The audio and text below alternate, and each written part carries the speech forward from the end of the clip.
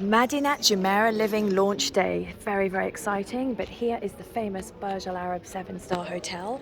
And you've got the Madinat Jumeirah hotel that we're also familiar with on the beach. And then the row behind you have Madinat Jumeirah Living. This is the project that we are launching today. And we are launching, this is a whole community. Beautiful Arab style architecture, as you can see. And you've got swimming pools inside and parks and alleyways and green spaces. Fabulous area for the family just behind the Burj Al Arab and the beach there. So we are launching today one of the buildings here, which is called Lamaa.